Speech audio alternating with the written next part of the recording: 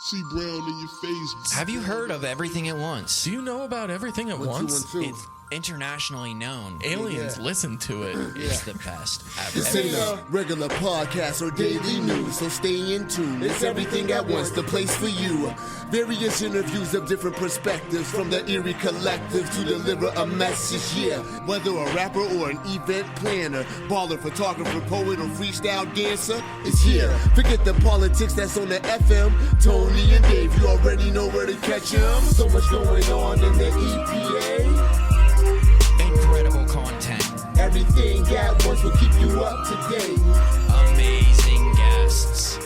What you doing? Come through and hang with Tony and Dave. Community driven. Bringing everything at once from around the way. Everything at once from around the way. Hey. Please listen. We love you. Everything at Once. Everything at Once. Oh my God, Dave. Oh, what's up? That new song. It just does not get old. I play it when I'm going to sleep on repeat, and I just freaking love it. I've been blasting it with the windows down. It's been a little cold, but it doesn't matter. It just gives me so much energy. Anything we can do to share the message of Everything at Once. And we want to welcome everybody to another amazing episode. Thank you all so much for tuning in today. We appreciate you. We love you. You guys are the best. We also want to thank our Patreon producers, Brian G., Josh W., Ian D., Nick G., and Sadie M. Patreon is an awesome way to support this show. That's and right. Yes, it is. And say thanks. You can become a Patreon supporter by clicking the link below and choosing to be an intern, assistant, or producer level supporter. That's right. It's only $5 to become an intern for this show, and we would really appreciate you. It's worth it. We also want to shout out all the local businesses that sponsored this episode. These businesses get the Everything at Once stamp of approval and are critical members of the Everything at Once community. We wouldn't be able to do it without them. We would first like to thank AFB Services. Much like this show, they do a little bit of everything at once. AFB Services specializes in landscape and property maintenance needs. This means they can take care of all your lawn care needs, everything from reseeding, yards, flower bed clean out, tree work, edging, and other miscellaneous maintenance needs. That's right. Check out their website at afbservicesllc.com or give Aaron a call at 814-528-7464. We would also like to thank our good friends of the show, Cauldron and Thorne. Cauldron and Thorne is the world's largest witch... Whoa, where'd you get that hat? I got this hat at Cauldron and Thorne, Dave. Oh, that's incredible, and I believe it. It's amazing. Because, like I said, it is the world's largest witchcraft store, offering a conglomerate of crystals, books, ceremonial supplies, incense, herbs, oracle and tarot cards, and self-care items. My goodness, how many... all those things. Cauldron and Thorne, they're there. Go check it out. Go pick it up. They're amazing, and they've helped me tremendously lately. They're a real grocery store for the soul. That's right. They are open 7 days a week or 24 hours online at cauldronandthorne.com. We would like to welcome our second new sponsor, Solid State Construction. Solid State takes pride in all home remodeling projects.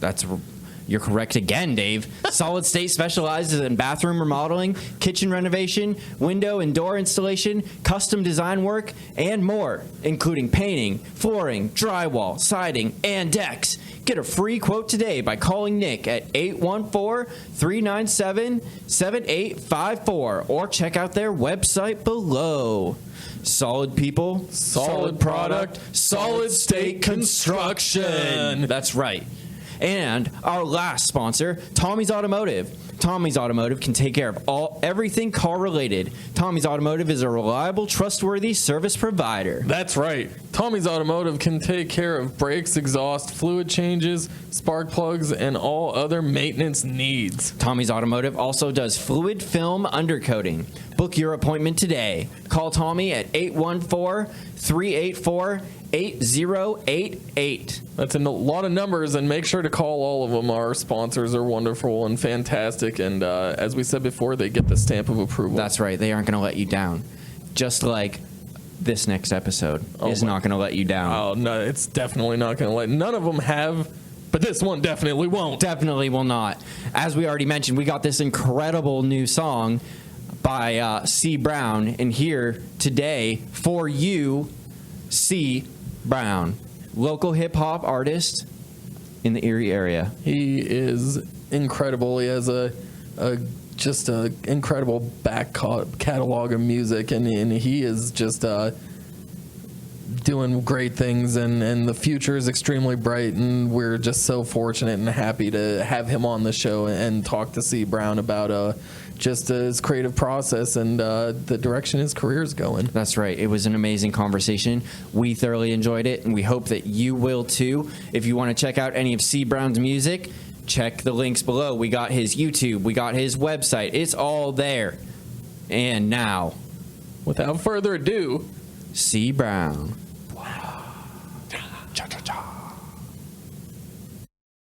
It's a good thing to let a part of yourself go out there, especially in like an authentic way with anything, you know what I mean? Just give like a little piece of yourself and try to share whatever it is that you need to share, whether that's like grief or sadness or happiness or lessons or, you know, life experiences, whatever is going on. It's so helpful to other people to know like you're not alone and to have that like connection, you know what I mean? Yeah, definitely, man. So we got local Erie hip hop legend CEE Brown in the studio today. Yeah, I'm here. Yeah, he's here. I'm here. It's man. awesome to have you here. Yeah, we're super psyched. It's been cool to meet you. I'm really glad that you reached out a while ago when we had Johnny on and we're able to come up with the time and get you on here, dude. Yeah, it's a pleasure. It's a pleasure. Hell yeah, it's great. So how did you get involved in this whole thing? You've been doing this for 10 years now, right? Yeah, a little bit more than that. That was a long time to be performing and writing and all of that stuff. And I bet you've probably been doing that a long time before you actually started performing. Actually, man, like before I really took a deep dive into it, like I was just making beats. You know, I started doing that at 12 for some friends who rapped. And at that time, I was also writing poetry. Mm-hmm. And so, you know, you're making beats, you're writing poetry, you're around people that rap, but it's like, you know what, let me take a crack at it. Yeah. And then when I did, I just fell in love with it and I haven't stopped. Nice, dude. Did you ever do any like spoken word poetry before you got into rap? No, not at all. I was way too shy. No, I was even too shy to rap. You know, like the poetry that I did, it was just for myself, you know, like I had dreams of like maybe writing a book one day or whatnot, but I never did anything like in front of an audience or anyone. So no open mics, no poetry readings, no nothing like that. Did you go to those type of things? Once I started rapping, I did. I started attending those things. I started, you know, signing up and actually doing poetry just to show people like, hey, this is actually where the rap came from. So I would go to like, Crooked Eye when that was open for sure on Sundays, and you know I would rap, and some Sundays I would do poetry. So, cool. Yeah, that's pretty neat. How did people respond to your poetry? They loved it. Yeah, they loved it. It was surprisingly. You know, what were you writing about back in the day? Oh my gosh, just about like insecurities, man. Like all of my writings have been about introspectiveness and just like going within, talking about how I feel about myself, how I feel about what other people may feel about me, things like that, you know, just self-esteem issues and what's going on with me mentally. So it was just based off of that kind of stuff.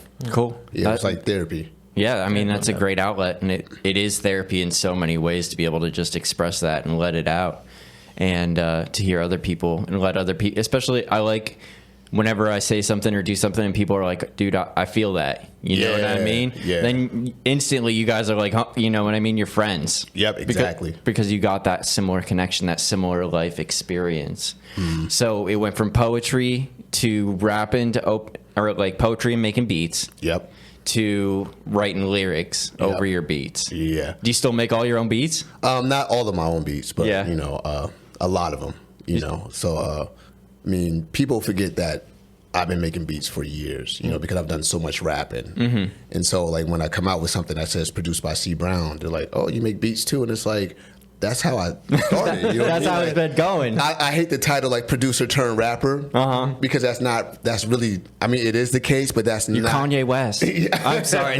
You're not Kanye West. That's a horrible analogy right now. But it's a big part of who I am. Yeah. You know, I started playing the keyboard at 8, you know? So, like, being able to do that has always been a part of who I am. But now with rapping, it's like people really get the message because I'm giving you words, not just sound. Right. So, but yeah, I love to make beats though. It's another way to communicate. I bet you, back then it was probably way different than it is right now making beats too. Oh my God. Totally different, man. Like I was making beats on like a Yamaha or a Casio keyboard and all of that. Like super organic. Like I'm making the drum patterns and trying to keep the same tempo throughout for like 4 minutes. You know, it was a task, but it was all fun and very humbling, you know? So yeah, especially like I can only imagine trying to like, I used to have a keyboard that I'd never really played with, but it had a drum like set on it, and I couldn't like ever imagine trying to actually make a beat. I mean, I would try, but to actually make anything that was succinct for longer than like 30 seconds was like an incredible task. Yeah, it was, man, but it was the passion that just kept me going. Like I didn't need a metronome, right? You know, I just had the passion to do it. Like I didn't care how difficult it was, or you know. It was just part of the process, and it just allowed me to create. So I'll never forget those days. Yeah, for sure. And having that passion and that dedication is such a huge drive too, because when I had my keyboard, I just was not passionate about anything like I am now. You know what I mean? Yeah. I didn't feel that drive or that need to keep going or to pursue anything because, I don't know, I just gave up too quick because I wasn't instantly amazing at it. You know what I mean? Right. I think that I played the drums when I was younger. Okay. Not for long. I had a similar situation as Tony, but I played in like the school band. I played the bass drum, snare drum, whatever. But it got to that point of like, you know, just needing to improve, and I was like, well, I just want to be like the best drummer in the world, or nothing at all. So you know, I quit the band. Oh wow. You got that like plateau point, but that's with anything in life. You know what I mean? Anything that you take on, any challenge, you're gonna hit plateaus where you feel stuck. Yeah.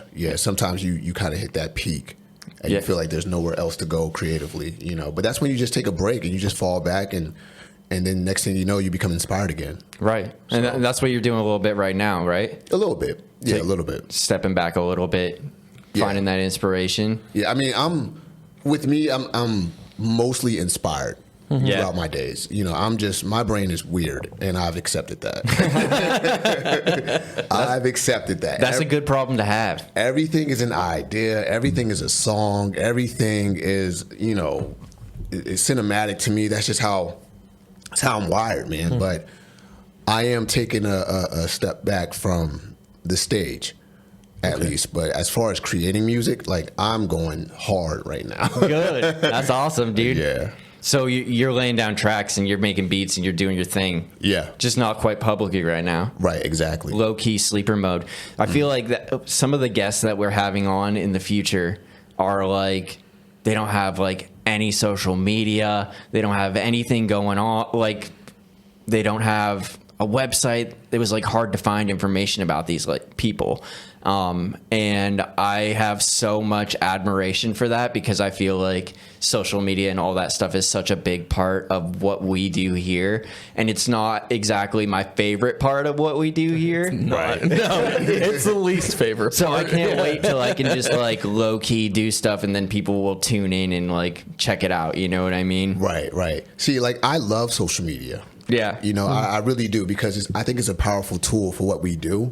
I just don't like the people on social media. Yeah, right. Yeah, that's true. Yeah, there's a lot of negativity on there, man. For sure. It's so toxic. So I like social media too. It's a different story when you're trying to use the meta suite Mark Zuckerberg out there and fighting the algorithm. And you try to tag someone for your post for the week, and it's just like every name on Facebook pops up except the one that you need. right. Yeah. But it is an incredibly powerful tool that helps. I feel like without it, we wouldn't be where we're at. You know what I mean? It would be more of a struggle. It would be so much more of a struggle to get the word out and stuff like that. Right. But I also feel like talking to one person about it or one person experiencing it or seeing it is so much more powerful and impactful than spamming social media with tons of pictures and clips and whatnot. It's just not as personal, you know. I want to reach out and like touch somebody and see them there, you know what I mean? There's other stuff that's cool too. Like we were just talking a few minutes ago, like we loved, you know, MTV and BET and music videos on TV when we were younger. And now, you know, you drop a song, you drop a video, you know, you blast it on social media. I can just click it and watch it whenever I want. Yeah. You know, I don't have to wait through commercials and like, Hope my song plays on the, you know, the radio or the TV or whatever. Yeah, that is the beauty of it. There's a lot of things that are more accessible now than before because of social media. You know, it's just, you know, you just got to find your niche with it. And you got to be careful of what you pay attention to while you're on it. Sure. Because I'll get lost in social media and we'll just read everybody's posts. Oh, okay. And by the end of it, I'm sick. Yeah. Oh, yeah. It's like, oh my God. I got this sick thing that I do. Or I know it. I'm like, this is going to take up a little bit of my time. Like if I'm scrolling through a post and like I'm not paying attention, like I'm scrolling through my feed and I see like 500 comments, I'm like, somebody said something they shouldn't have. Yeah, right. And I'm just like, let's see who the idiots are here, you know? Right. Just check it out. Yeah. You got to watch that train wreck sometimes. Yeah. Yeah, exactly. But it is really cool with all of like YouTube and stuff and TikTok now. I just get sucked right in, dude. Disappear like hours of my life. Right. With no problem. I get scared because of like nowadays, you know, videos are getting shorter and I hate that. Like everything is a short or, you know, like, and 30 seconds is a soundbite. You know what I mean? It's like, that can't be the wave right now. That can't be like, you know, what we were talking about earlier. Like we grew up on 4 or 5 minute videos and we'd watch the entire thing and be completely content. And then watch another video with the same length and whatnot. But now it's like everything is 30 seconds, 15 seconds. It's like, is that what I have to do? Like, do I have to make like a 5-second music video for you to like care? Right. I don't want to go that route, but okay, you know, but. That's almost what it is though. It's like, whether it's humor, inspiration, you know, something that just, you know, catches people's attention. It's like instead of the whole body of work of like the song, people are queuing in on like one line.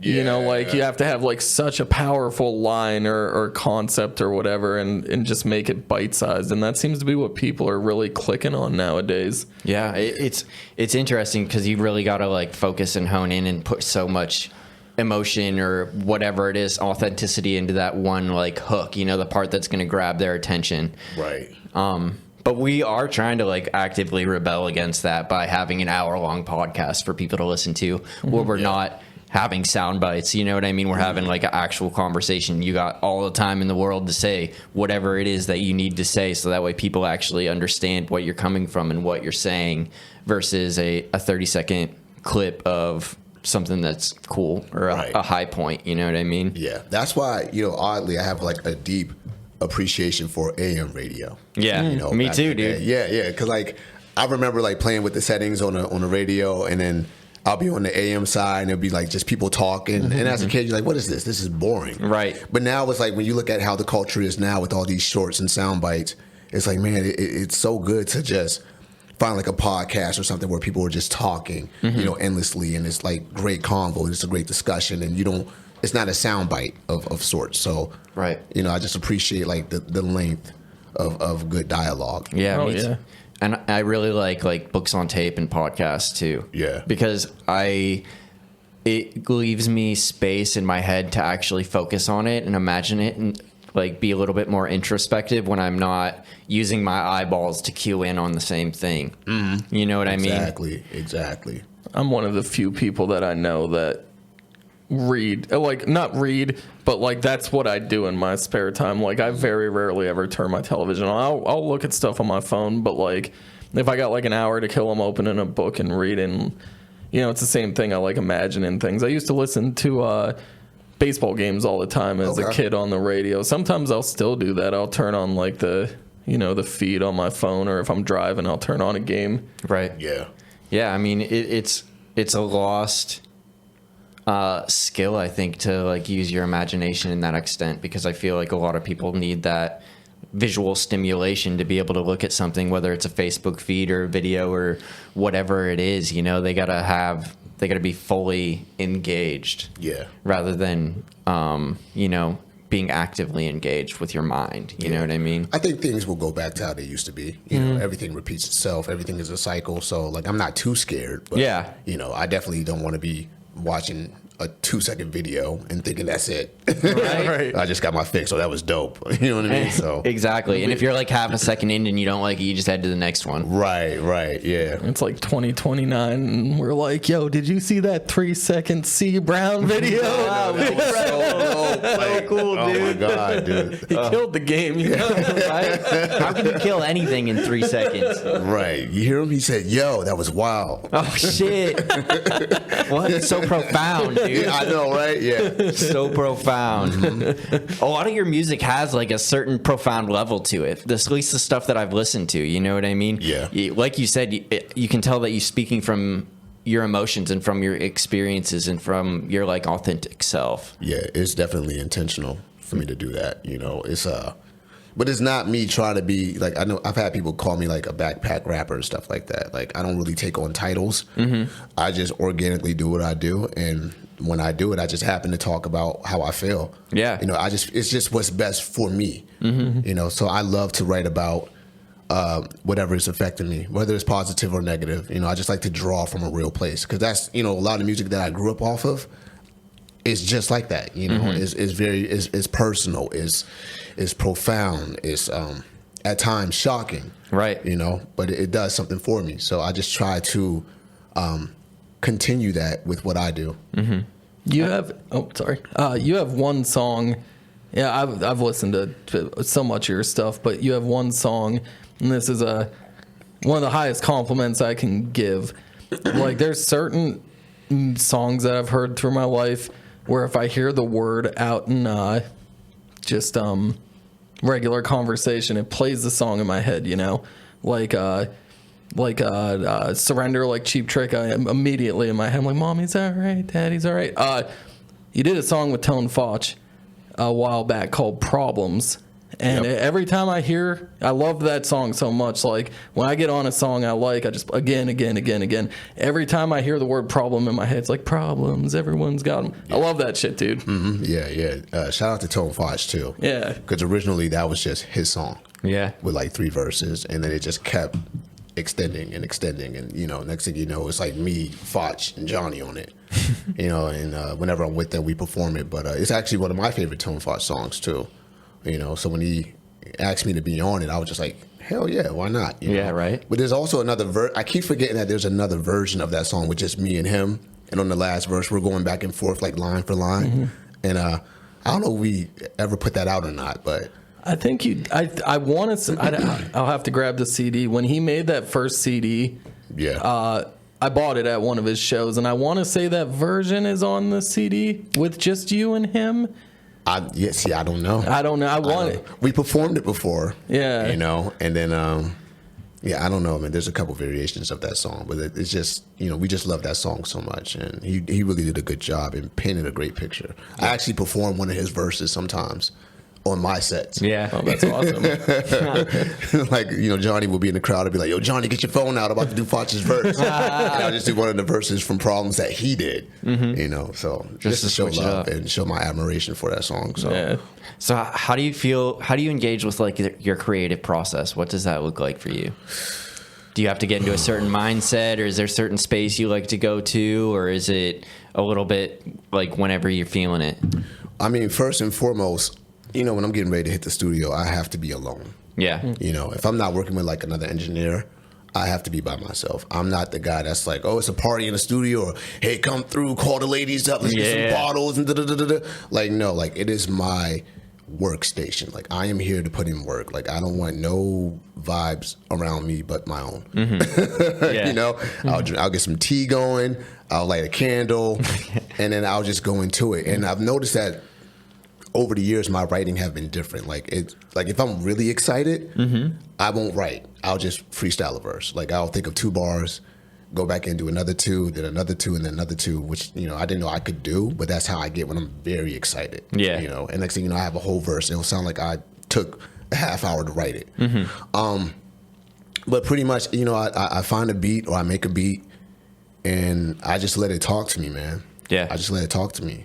But then there are times where it's like I have something that I really want to talk about. So I try to find the sound to match what I'm thinking about, and then I'll just put them together. But I mean, absolutely, I just love to be alone in the studio, you know. I feel like sometimes I get divine inspiration too, like what you're talking about with like not knowing you could rhyme freestyle like 2 or 3 lines or whatever. Yeah. And sometimes I feel like it's just, spirit, whoever, just like reaching or working through me and just like propelling me, especially when it's like a really impactful thing that I'm doing. Yeah, man. Inspiration just strikes me left and right all the time. Like even right now, like I'm inspired to write something. I just love to create. There's really not like a set process. Just the fact that I don't have anybody around me. Like if people wanted to come through and be like, hey, I just want to see you create, that's cool, that's fine. But other than that, man, it's just myself and my mind. Yeah. And, it's me and God in that studio. So when you do like collaborations, does that make it more difficult since you like to have like your own like carved out space when you're creating your own music? At first it wasn't, because I was a frequent collaborator. Like, whenever somebody was like, hey, I want you on a song, like at that time, like I didn't have a car or anything. Like I would walk to your house to rap with you. I catch the bus to rap with you. I'll catch a ride. Whatever I can do to get over there to rap, I'm rapping today. And let's just create something together. But then I found myself kind of getting irritated with that, because like somebody would throw a beat on and I'll get to writing, and I'm already in, like, what's the concept? Okay, boom, got it. And then before I'm done, you get the, oh, how did you start your verse? Or how did you finish it? And it's like, dude, like, leave me alone. Right. I'm in the zone right now. I'm in that pocket right now. Right. Like I'm onto something. Like, wait till you hear it. But like, I get that so much. Like, what was that last thing you said? Okay, how you coming off? Or okay, did you come up with the hook? And it's like, I hate distractions. Just shut up, dude. Just shut up. Like, you know what we're talking about. Just write your verse. I'll write mine.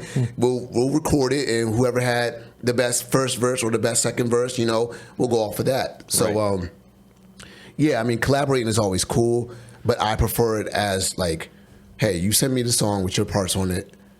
I'll do my part, send it back to you. Yeah. Where some people are like, oh, let's get together, let's catch a vibe. Together, yeah. But to me, the way that I'm wired is like, dude, I'm already catching the vibe off of what you're talking about, off of the beat, off of the hook that's on there. Like I catch vibes early. Sure. That's how I am. Like I don't need to be around people to vibe. Like some people love that. I'm sort of opposed to it. I don't really like that too much. Sure. Would you consider yourself more of an introverted person or an extroverted person? It depends. Yeah, it depends on the situation. If we're going out to party, I'm an extrovert, but I like my alone time too. Yeah, sometimes I go out to party and I'm an introvert. Yeah. So it's like, it's weird. You know what I mean? It's so weird. I used to consider myself an introvert. I actually have a song called that.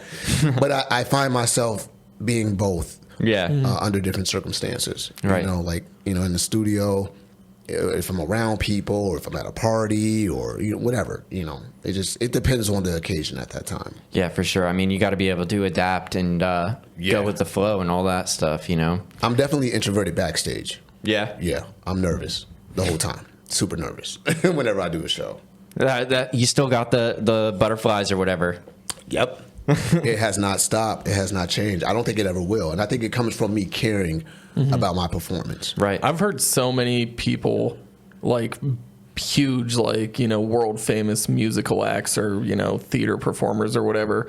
So many of them are just terrified before they get on the stage. Yeah. And that just blows my mind because, you think, people that would go up and perform in front of crowds wouldn't be have used to those it by kind now, of right? trepidations about it. Yeah. Yeah, definitely. I'm always in fear before a show. Yeah. But it's also that excitement factor too. It's like I'm excited. Like I can't wait to get out there. I'm like a little kid before a show, but I'm so nervous because it's live and anything can happen. Right. I can forget a lyric, or the sound can cut out, or people might not like me. They may turn away. So there's so many different things that could go wrong, at the same time could go right.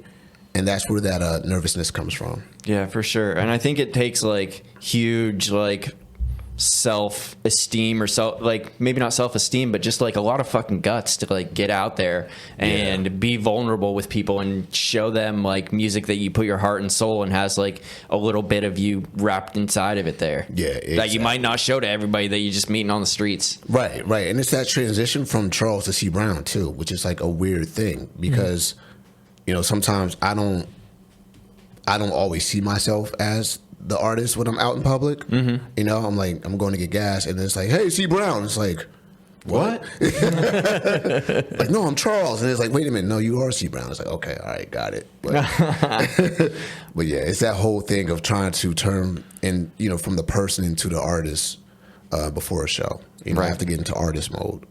And I think that a lot of people really expect the entertainer, like at least from what I can see, and in your experience, CEE Brown to be CEE Brown all the time, 24/7. Mm-hmm. Whereas it sounds like CEE Brown is the entertainer, he's the stage, he's the rapper, he's all those things, but he's not you on a daily basis. Yeah, I'm not that guy. Because CEE Brown is a lot more vocal than Charles. That he's angrier.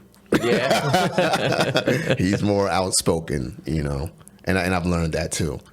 That and it's not like an ego thing, and it's not. I don't even want to call it a persona. Mm-hmm. It's just something that happens when I get on the mic, when I write, when I get on stage. It's like I let it all out, and then when I'm not doing those things, I'm a little bit more introverted, a little bit more soft spoken. Sure, you know, I'm just a calm person. I think with hip hop, it's such a like maybe more than almost any other art form. Like it's so personal. Yeah. You know, with like what you present. So I feel like maybe with, you know, in comparison to different kind of artists and creators, people would expect you to be, you know, the same that you are on the stage or like in the raps that you're writing and the lyrics that you're putting down.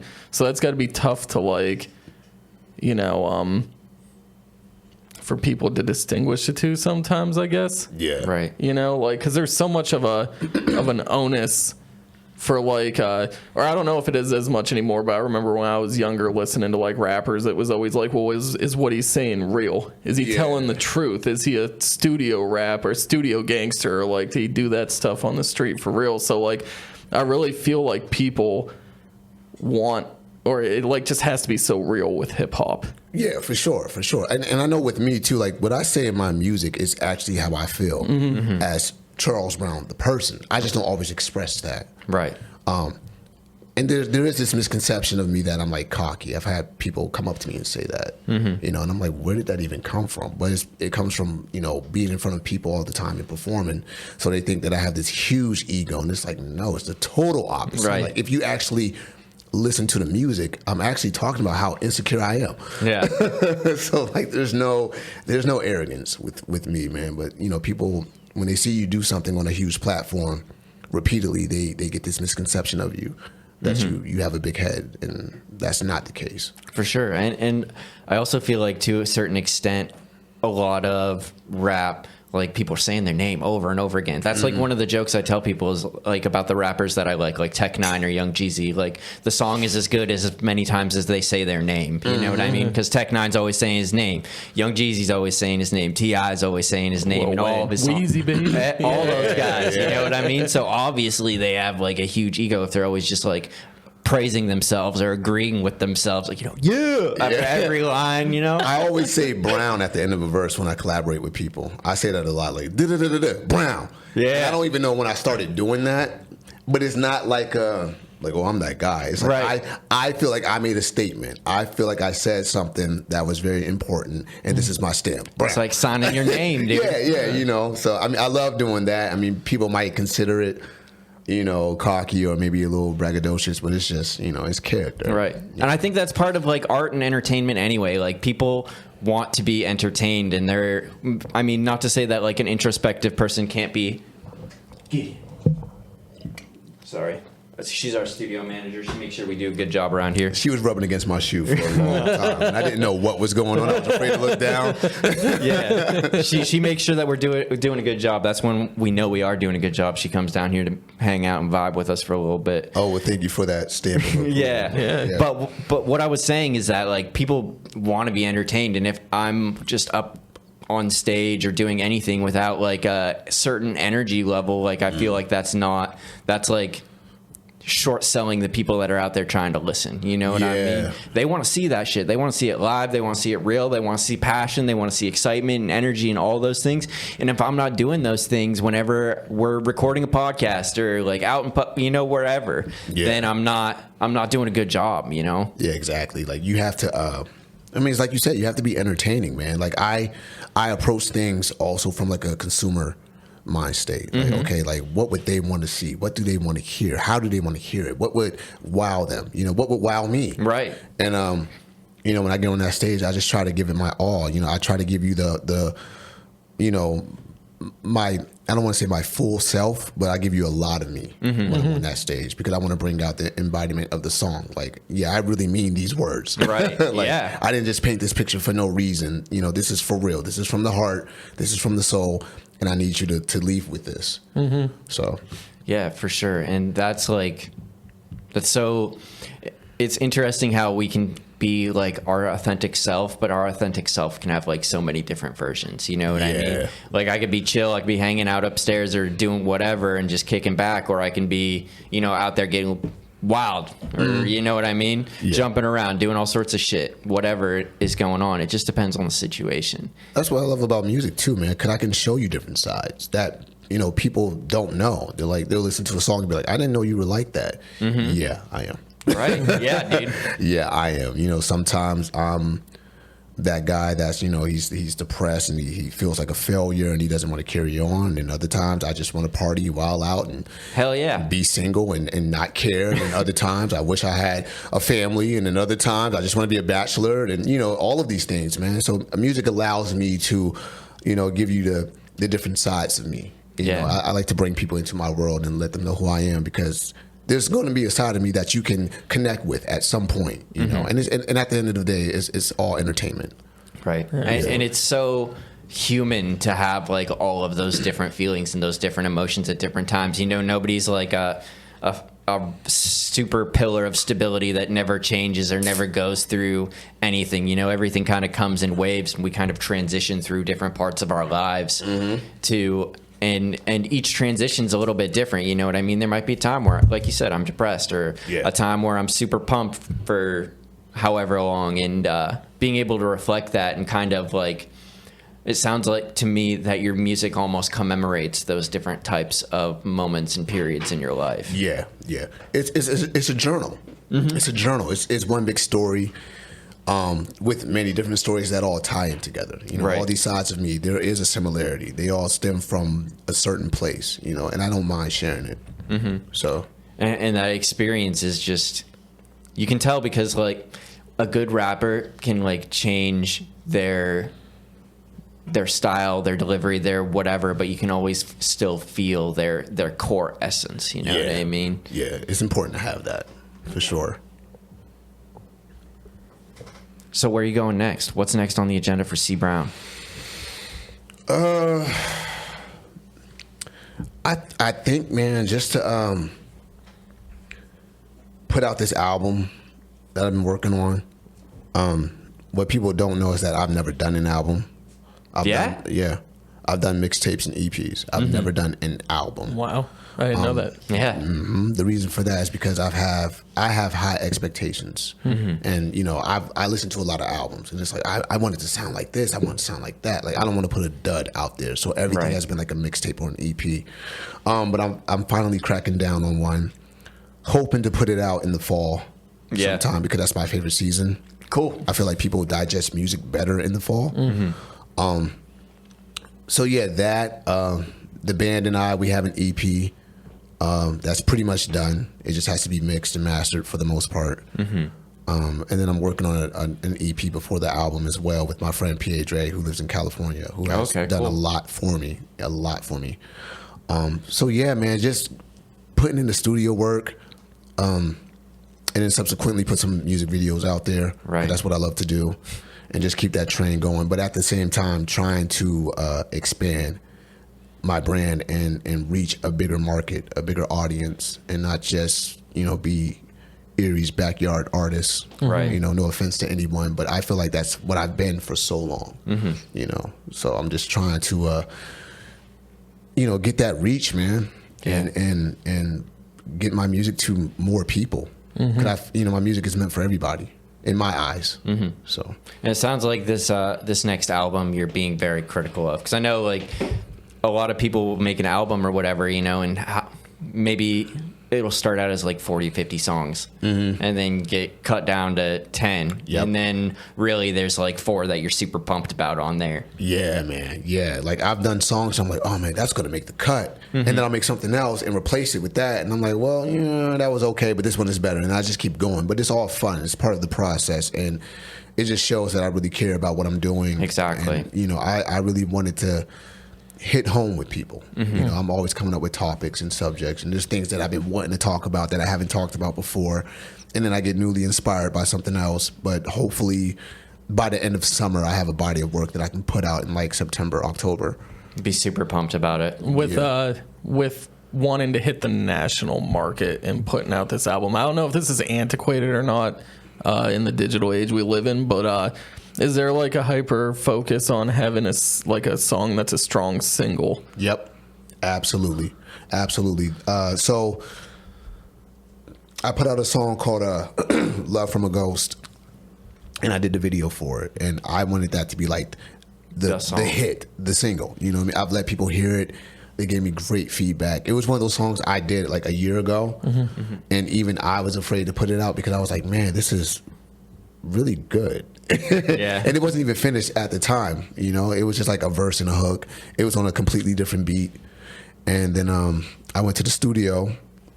My boy Ant, shout out to him, Ate the City, and he always lets me use his equipment to make beats.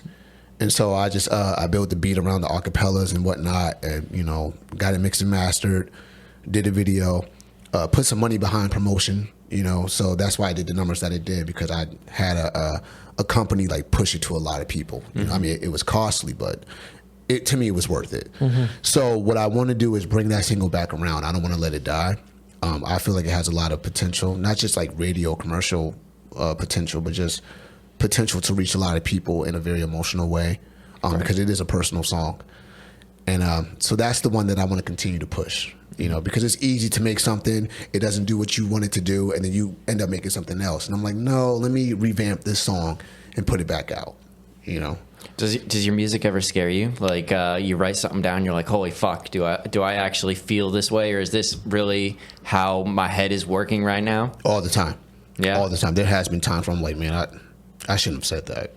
Yeah. Maybe I'm fucked in the head. Yeah. And then it's like, did I mean to put that out there? Oh, I'm going to offend somebody. But then I realized I go back to that place when I first wrote it, and I was like, well, this is how I feel. And even if I don't feel this way anymore, it's like a time capsule. It's like, well, this is how I felt then. And I'm going to still put it out because I know somebody else feels the same exact way. And it might help that person. So sure. I try not to have too many regrets.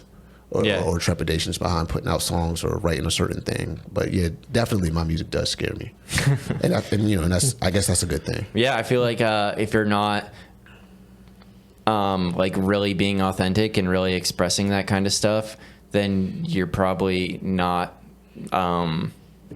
doing your best work. Maybe not doing your best work, but like really being authentic and really sharing something that's really human and very genuine. Yeah. The full range of emotions or humanness, right? Because I get scared all the time about all sorts of stuff, and I feel like if I wasn't expressing that somehow or thinking things that scared myself, you know what I mean? Like, is this ever going to amount to anything? Am I ever going to make it? Am I a failure? All that other stuff. And being able to express that creatively, like, that should concern me. It's like, I'm thinking these things, obviously. What can I do about it, though? Yeah, exactly. Somebody told me about 10 years ago, we were at a bar, and he was like, man, if there's ever anything that you're scared to write it. Yeah. And that just never left my mind. And I didn't see him until like lately. So like 10 years later, I ended up working with them, right? And I just never forgot that. And I was like, I understand what you're saying now. Because usually the things that you're scared to put out is the things that you want to say. Right. You're just scared of how it's going to be received. So, no doubt. Yeah. And that's usually like the rawest parts of you. You know, if it's some superficial shit like, oh, this will sound good over a beat, then it's like, oh, whatever. It's not like, it's a part of you, but it's not like one of those deep rooted parts of you, you know? Yeah.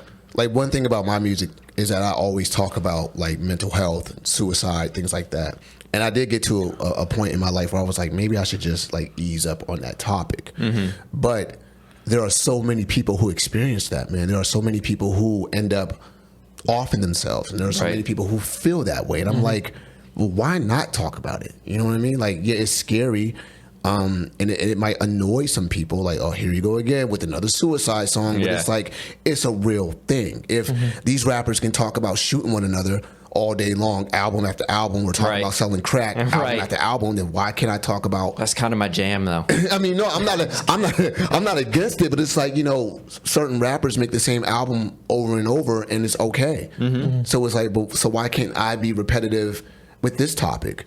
You know, and have your themes and stick to them. I mean, that's the whole point of having a theme, is that like it perpetuates itself. You know, it continues, it goes on, it gives you guidance or direction or whatever it is that you're looking for. And I'm also at that point too where I don't really listen to anybody when it comes to my writing. I used to, like, here and there. Now it's like, I don't even care, dude. Like, you know, I'm in my 30s now. Like, I'm not gonna keep taking suggestions like, oh, you should do this, or you should go this route, or approach this from this angle. It's like, let me be, dude. Yeah. Like, I've been doing this for a long time. I'm not like an expert or anything, but I've been doing music for a while. Like, I know what I want to talk about and how I want to talk about it. And this is what it is. And if you don't like it, that's completely fine. That's completely fine. Right. But you don't want to sacrifice your own artistic or creativity to satisfy somebody else's critical opinions. Yep. I don't really want to compromise too much. You know, I don't want to put myself in a box and be content because of what people may think or feel, you know, if I talk about certain things. Now it's like, whatever, dude. I'm an independent artist. I'm not signed to anybody. I don't have somebody overlooking my work or telling me that I have to have this done by this deadline, or I need to make an album about this to reach a certain audience. It's like, dude, this is, I'm finally in CEE Brown's world for the first time in my life, because I've had so many people criticize, which is, you know, it comes with the game. You know? For sure. Like, I had people say, oh, I didn't like that one song. And I know, whatever. Yeah. You know what I mean? Like, it hurt me back then, because it's like, oh, man, I put my all into that. Now it's like, what do you want me to do? Go back and change it?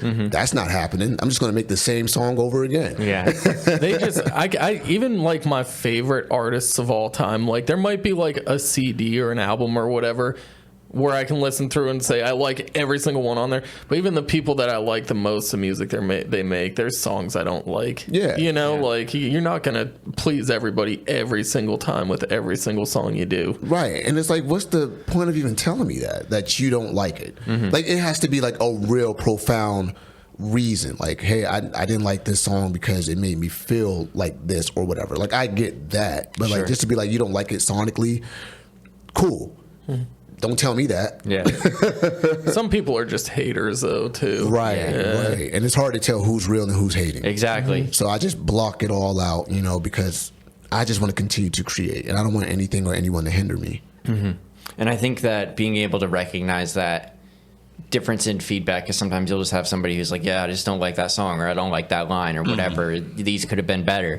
And versus somebody who you have is giving you like constructive feedback, you know what I mean? Yeah. Or somebody that you trust or you respect or kind of knows you a little bit better versus somebody else who's just, you know, blasting on Facebook or whatever impersonal way that they're voicing their critical feedback. Right. And I never even ask for feedback. That's not why I do music. It's like, oh, I hope my friends like it. You know what I mean? Yeah, it doesn't, because what I've learned is that somebody's going to like it anyway. Right. And for every one person that doesn't like it, there's two people that are going to love it. So who am I going to pay attention to? The person that hates it, or the two people that loves it and appreciates it and sees it for what it is? So that's what keeps me going, is the fact that no matter what you make, somebody's going to appreciate it. Somebody's going to value it. Do you think, like with your planned like expansion to go beyond Erie, do you think if you got to a place where you did get like a record contract or something of that nature, where you had someone like, you have to make this type of song, or you need to tweak this around a little bit, would that be something you'd be comfortable doing? No. That's a tough question, Dave. No, and that was a great question too. Yeah. No, I wouldn't be comfortable. I really wouldn't be. But then at the same time, it depends. Like, if somebody was like, "Hey, we want to sign you, but you have to make this party record for the radio," it's like, okay, but like, what kind of party record? Because I can do party music. People act like I can't. It's like, no, I can easily because I've partied a lot. Yeah. I've partied a lot. I come from that world. But yeah, if they're like, yo, you have to make like a pop record, or it has to be colorful, or you have to sing throughout the whole song. It's like I don't know. I don't know if I could do that. Right. That would be sacrificing your integrity. Yeah, it would be that. It would be that. And you don't want people to see that initially. You know what I'm saying? You put that first big record out and everybody thinks that you're that person. And I don't want that. Like, I want to come out as myself. Regardless of what kind of record I do, I want it to be me. So, I mean, I guess if I ever get faced with that situation, I would have to find a way to deal with that somehow. I mean, either I'm going to do it or turn it down. But, nowadays, these labels want you to sell out. Oh, yeah. And that's not CEE Brown's MO. So Cool. So we also, well, I guess we sold out this week, dude. Yeah. We have sponsors now, but there's nothing wrong with that. Yeah. There's nothing wrong with that. We had our own like internal struggle between us that we were both corporate shill sellouts now, though. Oh, no. I mean, sometimes you need those like other companies to like boost your content and get out there. Hell, I need sponsors. Right. I'm not afraid to say that. Yeah. And it's good because they're all people that we really believe in and stand by and are offering things that we back 100%. You Absolutely. know what I mean? Yeah. There's nothing wrong with like having a partnership with somebody. Just as long as like there's integrity within that, then you're good. Yeah. Yeah. And I mean, I guess we're not total sellouts because it's not like they're like, we'll pay you, but you can't do this, and this. Right. That's when it comes to be a sellout. Yeah. For sure. When they start trying to take creative control. Yeah. Everything at Once podcast can be controlled by no man. Check back. Not with even us. us. Check back with us in a year. Yeah, man. We're like everything at once, controlled by Right. Pepsi. Yeah. What is this? CBS. What is this? Poppy. Yeah. Soft Yeah, drinks. you want to keep that, man. You want to keep that integrity, that creative control, and that's why I don't really listen to people. I want to be in control of what I got going on because only I can see my vision. Right. So that's where I'm at. And a lot of people, I feel like, struggle with developing a vision for themselves. Yeah. Not even just in like a music world, but like in a life world. And it's really interesting and refreshing to hear you talk about, having a vision and having an idea and driving towards it. Because, I mean, I've been lost tons of times, and I know that a lot of other people have experienced that too. Like, what the fuck am I doing? You know what I mean? Yeah. In my life, in my art, in my career, in my relationship, whatever it is, people can get lost and not have an idea of where they're going. It's very human for that to happen. It's a part of life. I have peers like that, friends like that who are lost, and some of them they do music and they don't know what they want to do. They don't know where they want to go with it. They don't know if they want to continue it or just get into something else and start with a new endeavor. They're just completely lost. And Right. those are the people I don't allow in my studio. Yeah. You got to have that commitment too. Yeah. You know what I mean? That's what it's about, man. I'm truly committed to what I do, which is why I like to be alone in the studio. Like, I have friends come up to me and be like, yeah, man, I was working on this song, listen to these 4 bars. I don't care about your 4 bars, bro. Yeah. Do your thing. Like, are you gonna record or not? You know what I mean? Like, so I can't have that energy rub off on me. Like, I know that you're artistically lost. I also know that you don't have enough heart to do this. So that's why we can't live within the same world, of creativity, because like, I'm all for it. Like, I have an idea. I'll go to the studio right now, put it down, where you'll be like working on this one verse that you wrote during break. And you never finish it. You know what I mean? So Right. And that's such a huge thing, not only in like music, but in like all things. Yeah. You know what I mean? Definitely. In life, like somebody's like, yeah, we're going to, like the most common one is like, oh yeah, we're going to hang out, dude. I'm going to call you sometime. We're going to kick it. Yeah. Like, No. I know we're probably not going to hang out. You're probably not going to call me. I'm probably not going to call you. and finding the people that are willing, that are actually like committed and are going to show up and are going to be there, and when they say they're going to do something, they fucking do it. Is like the people that need to be around me at this point in my life. Same, you know what I mean? Same. You got to have the right energies around you, man, because you want to be able to be inspired by those people. It's going to help with your person. You know, if you're around people who are fully committed and they're going through with their plans and they're executing, you're going to end up doing the same thing because you're picking up off of that, right? And that's what I try to keep around me when it comes to my music. Even with friendships, like I don't like the people who say, oh, "I'm going to call you, we're going to hang out," and nothing happens. Right? Me, I'm a friend. Like I'm going to hit you up. I'm going to check up on you.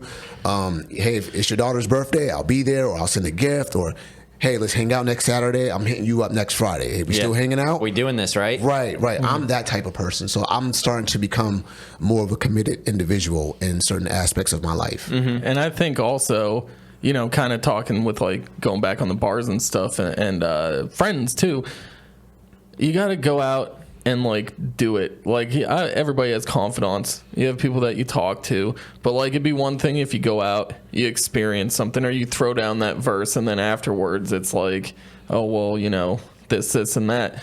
But if they're just constantly seeking validation without like putting in the work, you know, it gets to the point where if you put yourself in the position to like allow that to happen, people can just suck the life out of you. They can. Right. And it happens so unexpectedly. So like I'll be standing next to a friend. We can be talking about Netflix, and then out of nowhere they pull their phone out. Hey, I was working on this verse. And it's like, oh my God, here we go. Yeah. You know what I mean? I hate to be that friend. Right. But it's like, I'm not that person. I'm not the, hey, yo, check this out. I was working on this 2 weeks ago. And then a whole year passes and you still never hear anything from me. Right. Like, I don't like that. I hate that. You know, no offense to my friends. I love them to death. But it's like, you're so talented.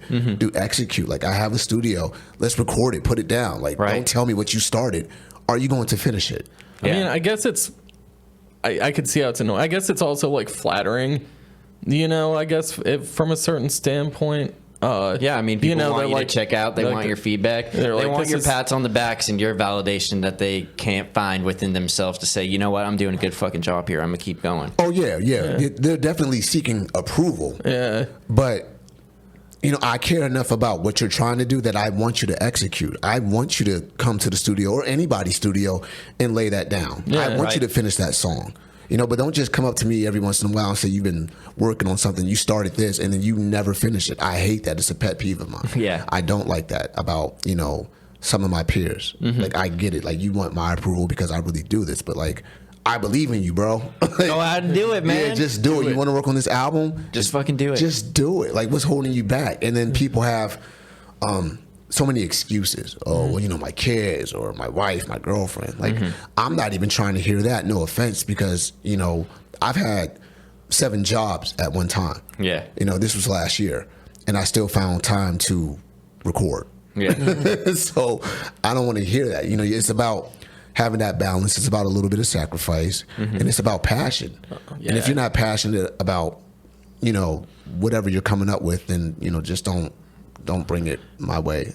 No offense, but I always tell people that the hardest part of doing anything is the time before you actually just go out and fucking do it.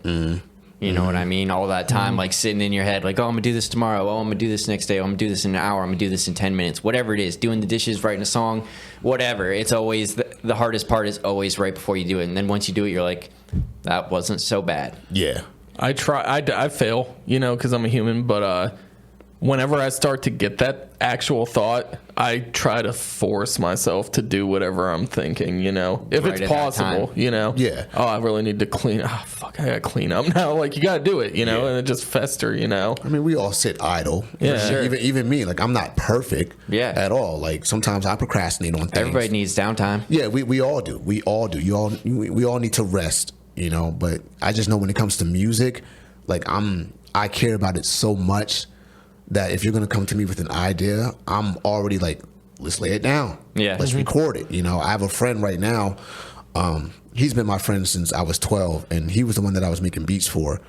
His name is Sean Knox. Shout out to him. He came to my studio for a month and a half, and recorded 13 songs. Hell yeah. With like 6 or 7 of them mixed and mastered already, ready to go.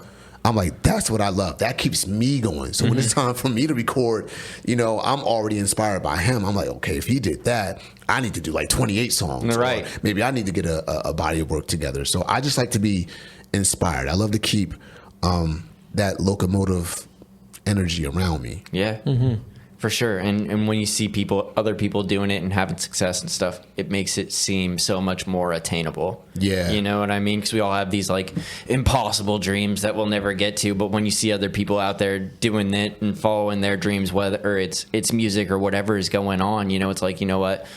Fuck myself and me and all that negative self-talk that I have right now, or all that shit that's saying I can't fucking do it. Yep. And I'm going to be like so-and-so and go out there and chase that shit. The worst thing you could ever do in your life, and it's easier said than done, but the worst thing you can ever do in your life is not try it. Like if you go out and you fail and you're not good at it, then at least you know, and you can move on to different aspects of your life, But Or you can keep practicing. Or you can keep it. Well, like I like basketball. Okay. Like I am like I'm too old now, but when I was like 19, I was like, I'm not gonna make the NBA, dude. I'm 5'6". I run like a 5.5 40. Like it's not gonna happen. But there's other things where if it's attainable within your like limitations as an individual, you should absolutely go out and try it. You might not even like it. You might have that, I want to be a rapper.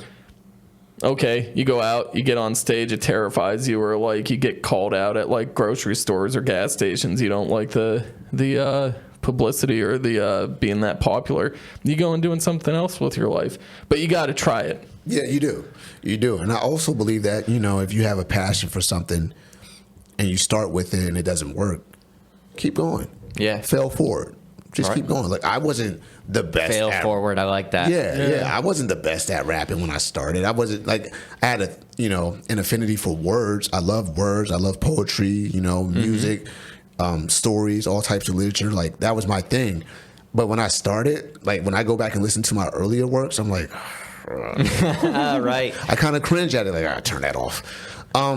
But I had that fire inside of me. Like, I know that I can produce something great. Like, I just feel it. Like, I know that I can make a great song or a great body of work. And I just kept going. And practice became fun. Like, it was fun to just, bettering myself. And I'm still that way. Right. I'm still trying to better myself. I think it's really cool, too, when you start to see progress. Yeah. You know what I mean? When all that practice, all that time starts, like, showing results or yielding results. And then you're like, oh, you know what? I've done a good job here. You got that self-worth or self-value or whatever it is. It makes me fucking feel good. You know what I mean? Yeah. And, finding your niche is just, is very important. But, at the end of the day, you just have to be passionate, because if you have passion, you become consistent. You become consistent, you become good. If you become good, you become great. So it's all a part of the process, but just care about whatever you're trying to do. If you find something that you don't like, then don't do it. Yeah. What's the point? Don't waste your time. But if there's something that you care about and you're not good at it at first, that's okay. Let your passion drive you. Like my passion drives me. It annoys me sometimes. Yeah. I feel you. I feel that too. It annoys me. Yeah. Like, I just want to go to sleep. I don't want to. Now you got to write songs. Yeah. Right now. I don't want to think of these concepts, but damn, it's so good. I need to write this in my notepad, but it's 3 a.m. and I need to go to sleep right now. Right. But I just recorded a couple songs. I wake up recording podcasts in my head. Yeah, man. You know what I mean? I'm like, I look around like, I'm not in the studio. Like, we're not doing whatever stuff. You know what I mean? I know. I'll sit around like, I hate doing it to people because it is rude. But like, I'm a writer, and sometimes I'll be out in public. And it's never happened here, so hopefully it doesn't. But like sometimes I'll be out in public, and it could be a conversation we're having or something going on, and like just a great idea will pop in my head. And I will just stop paying attention to everything else until I can get like my phone out and write down exactly what I'm thinking so I don't forget about it. Right. It's cool and it's good, but it's so fucking annoying sometimes. It gets excessive. It gets very excessive. And I'm like, man, why am I like this? But then I think, do I want to be like anything else? Right. I feel like this is my purpose and I'm completely happy with it. And I also think it comes from my grandmother because she's a jazz musician. So like I have her genetics And The music lives in you. It lives in me. It literally lives in me. That's why it's so easy for me to write. That's why it's so quick for me to record and come up with concepts, because it's really in my bloodstream to be that way. Like, I'm naturally wired to just create and make music, or just make art, period. You know, music wasn't always the thing. Like, I used to draw, you know, and I was really good at it. You know, I wanted to be a cartoonist. I wanted to be an animator. And then it went from that to, you know, playing the keyboard, and then it's like, okay, I want to just make sounds and make songs, and then I want to be a beat maker. No, I want to be a poet. You know what? I want to be an author. But it's just that art is just in my blood, man. So, you know, even though it can be annoying at times, I'm happy to have that. Yeah. Because I feel like this is who I am. I feel like I finally found myself with this music. Whether I make it or not, I'm always going to be a creator. Right. There's something interesting about getting older and doing something over a long period of time. Yeah. There's something to say about it. It's rewarding. Yeah. You know, because you see people give up on things all the time. And I haven't. Like, I'm still trying to progress. I still feel like it's day one. I still feel like I haven't put out my best work yet. You know, and that's great, because it gives me something to reach for, you know, day in, day out. It's especially special too, because there's so many people who go their whole entire lives without finding what they believe to be their identity. Yeah. You know, you're an artist, you're a creator. You know what you are, and that's an incredibly empowering thing to have in your life. Yeah, because I'm not scared of purpose anymore. I'm tired of running from it. Yeah. There was a point in time in my life where I didn't even tell people that I did music.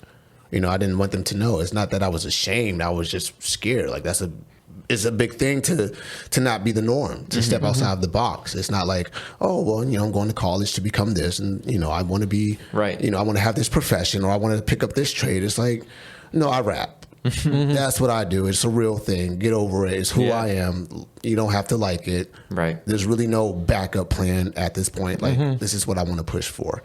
And, you know, on my last day, I just want to be like, man, I really walked in my purpose. Right. You know, because you meet people all the time who like, yeah, I wanted to be a guitarist, but I gave that up years ago. Right. You know, I work at a bank. Yeah. You know, I wanted to be a film director, but, you know, I let that dream go, man. That's not going to happen anytime soon. And I'm done. I'm going to, you know, work at a bank or whatever. Professional, normal job, blue collar job, or whatever. Yeah. Which is why I don't tell people where I work at.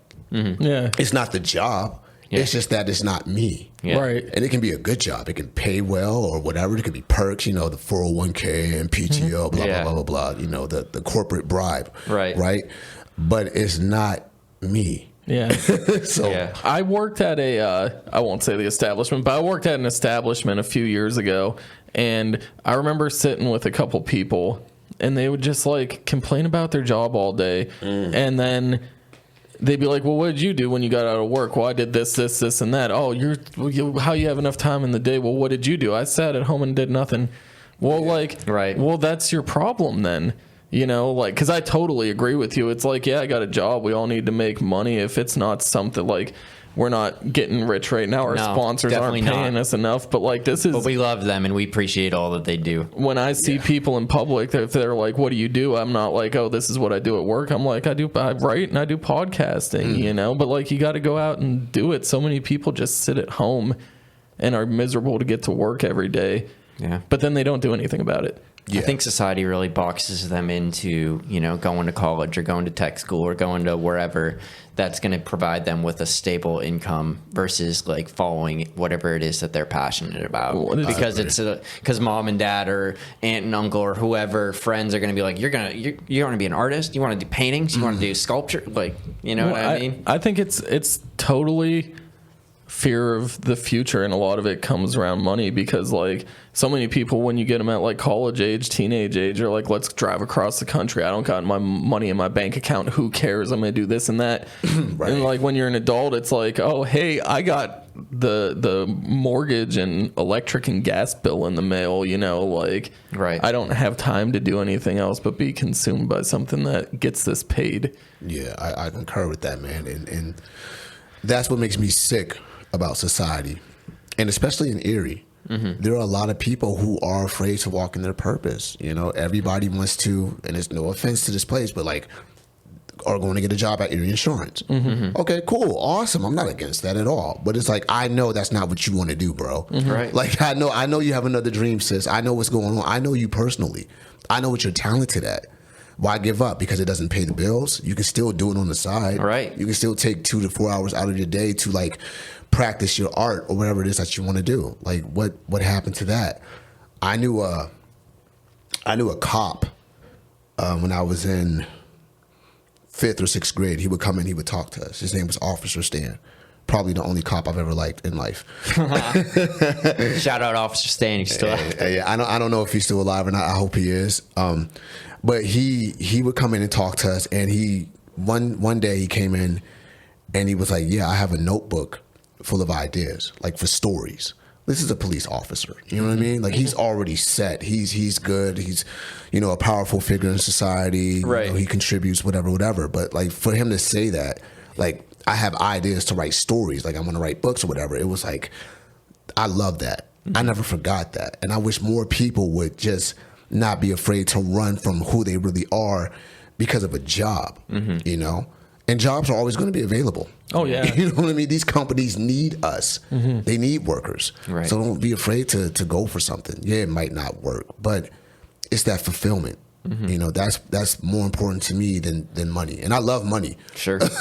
I love money, but I love fulfillment. I love feeling like I'm whole with what I do, Right. with my art. And that's why I'm so passionate, because it makes me feel like, well, it gives me an identity Right. that I'm not ashamed of. Well, when you're breathing your last breath, you're not going to worry about how much money's in your bank account. You're going to think about what your life was. You know, Yeah. that's how I see it. Yeah. What was your impact? And did you do what makes you happy? Right. I have friends all the time who complain about their jobs. I also have friends who, they applaud their jobs a lot too. Like, I worked, 16 hours today and I put in Oh overtime. my God, that makes me sad when I hear people say stuff like that. I got a bonus check and my retirement plan looks great. So when I'm 65, I'm going to do this. And I'm like, bro, I'm not waiting till I'm 65 to live. Right. You're stupid to waste all this time. Right. And you might not even make it to 65. You might not even make it to tomorrow. And I'm not saying don't have a fallback. Right. Yeah, our plan. Not saying don't have some type of a safety net. We all should have one, right? But if that's all you're living for, then you're not living. You're dead and don't even know it. You're dead while you're alive. Yeah. So find your purpose. Find something that drives you. Find something that moves your spirit. Even if you're not trying to get any monetary gain off of it, just do it. If you like to draw, go draw, dude. You like to play piano, go play piano. Whatever it is, just pursue it. Be you. Honestly, just be you. Don't let these jobs take you away from who you are, because they will. Oh, yeah. Knowingly and unknowingly, because some jobs don't really have that intention. Some jobs do, because they want to keep you there. Like, oh, you'll never be anything without us. And next thing you know, you stay there for the next 30 years. Yeah. Because you feel like Your life's gone. and your life is gone. Yeah. Your life is gone. Oh. Well, CEE Brown, it's been super cool kicking Yeah. it down here It's today. been awesome. I've It's had been a great good time hanging out with you. It was nice to Definitely. meet you and actually have like a conversation, kick it down here. People, you want to shout anything out real quick where people can find you, how they can get in touch with you or listen to your music or anything like that? Yeah, just go to CeeBrown.com, CEEBrown.com, or type my name in YouTube, CEE Brown, capital C, capital E, space Brown. That's how I have it spelled. All right, go out there and find CEE Brown. Yeah. Thank you guys all for tuning in. Hit all those likes and subscribes and thumbs ups and everything everywhere. We love you guys. You're all fantastic. Thank you. Peace. Yes.